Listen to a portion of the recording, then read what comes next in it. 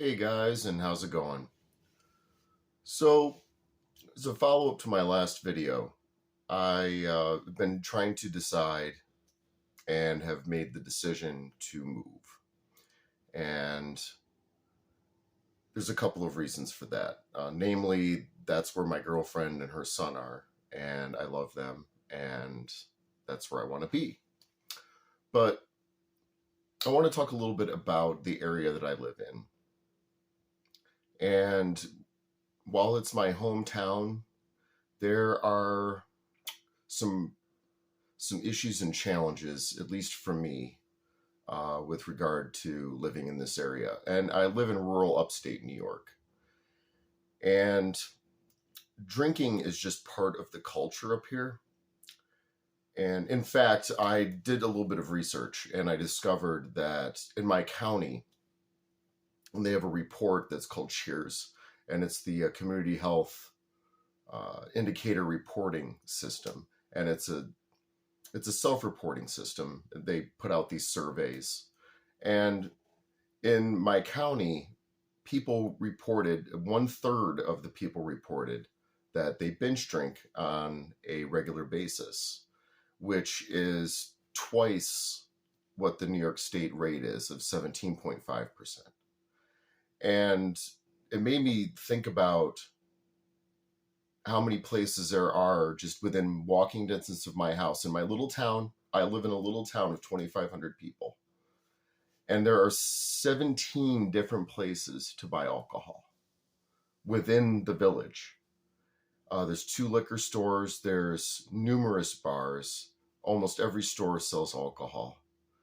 And I'm just surrounded by it. And it hasn't been a problem, but I think it goes to, it's a signifier of the culture up here. And the fact that there's lack of opportunity and that there's just a general lack of things to do. And almost at least in my experience, and this is with my family and with my friends in my area, every time you get together, there's alcohol involved. And that's just my area. That's how I grew up. I just remember going to family events and alcohol being, almost a centerpiece of those events. And it realized that I can't continue to live here and grow. I'm coming up on 1 year of sobriety, and I really need to move on with my life. And I've decided to stay with state parks. It's a wonderful opportunity. They provide wonderful opportunities. And so I'm just going to go ahead and move. I think that's the next step that I need to take.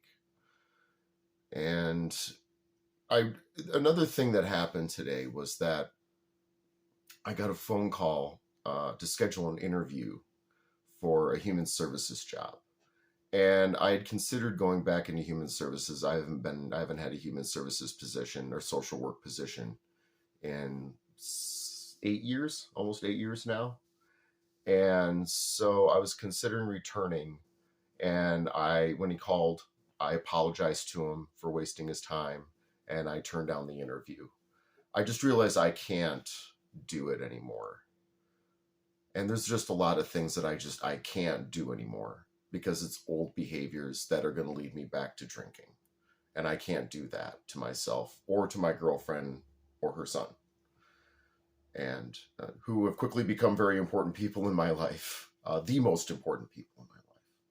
And so really everything that I do now has to be guided by that relationship. And that is what has to happen. I have to move, and I have to continue my path, my career path. I wish I'd have known that I wanted to work outdoors and camp out all the time back when I was in high school. I would have started this journey sooner. But it is what it is, and it's a wonderful day, and it's a wonderful life. All right, guys, I'll talk to you later.